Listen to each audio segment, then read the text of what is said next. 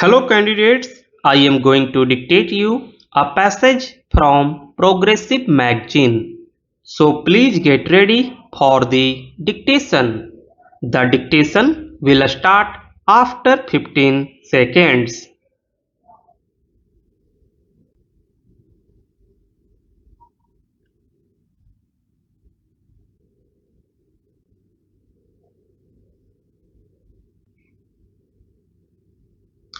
It is obvious that one of the major problems we have to face is unemployment. It is a terrific human problem which we cannot ignore. Merely giving some kind of occupation to a large number of persons does not ultimately increase employment or lessen unemployment. We delude ourselves if we think so. An honorable member of this House remarked outside the House, I believe that a good method of giving employment to a large number of people would be by abolishing the railways. In that event, there will probably be some kind of hand carts. If many people will be pushing them, some no doubt will be sitting in them. That would be a completely wrong approach to this problem. Employment comes through newer and more effective means of wealth production. The whole experience of the past 200 years shows that it comes with the growth of technological methods. It is true that technological growth often leads to human misery, but precautions can be taken. Do not imagine that minus technological progress we are going to deal with the problem of unemployment. We cannot. Every country which boasts of full employment today is a country which is technologically advanced. Every country which is not technologically advanced has unemployment or underemployment.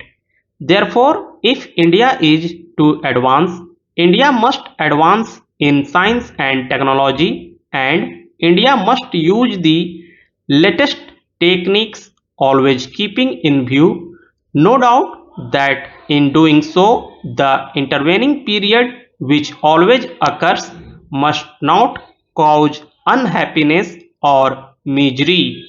We have to provide for that even at the cost of progress, because that is no progress which brings suffering and misery in its train. Now we have been planning more or less methodically for the last 7 years or so.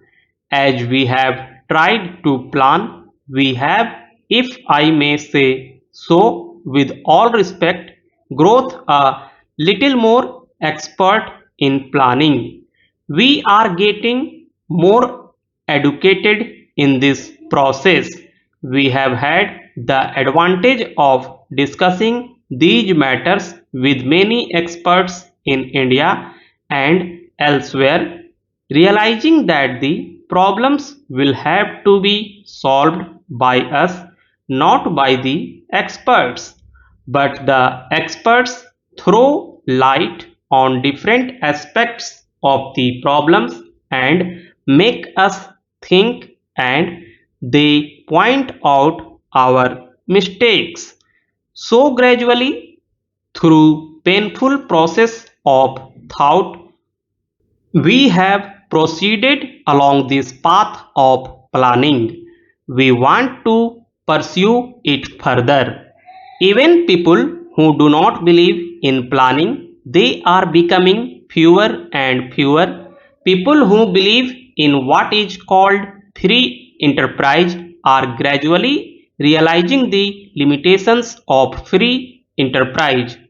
In a country like India, situated as we are, there can be no free enterprise in the absolute sense.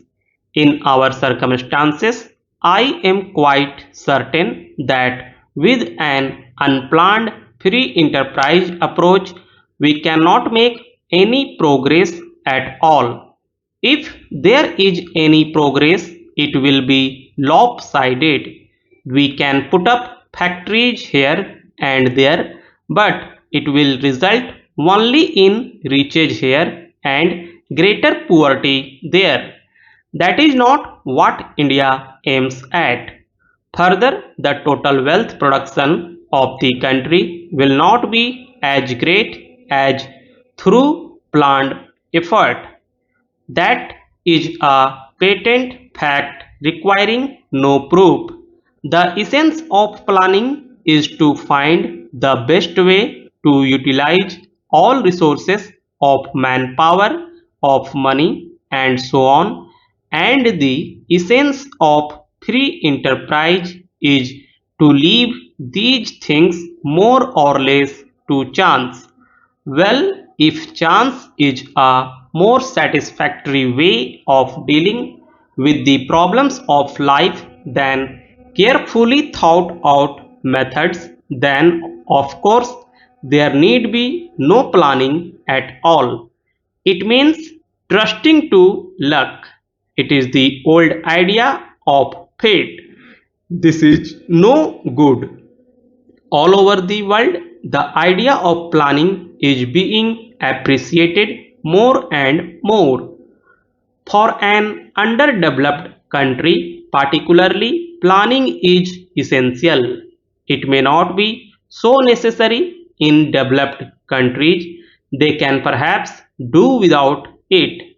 But there is no other way but planning for an underdeveloped country like ours.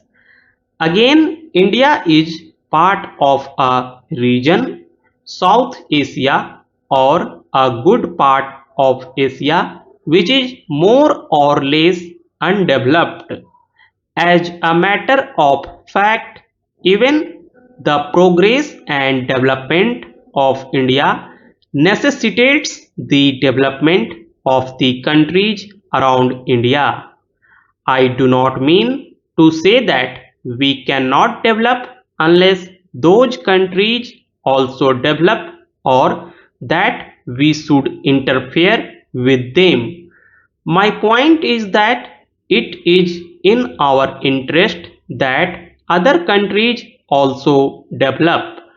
To think that the development of other countries comes in our way is true only in a colonial pattern of society where we want to buy cheap raw materials from a country under our influence and impose our goods in a protected market.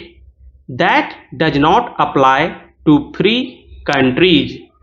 It is in our interest, politically and economically, that other countries in Asia and Africa should also develop. We cannot unfortunately help them much because our resources are limited, but tried our best to help them in their development program.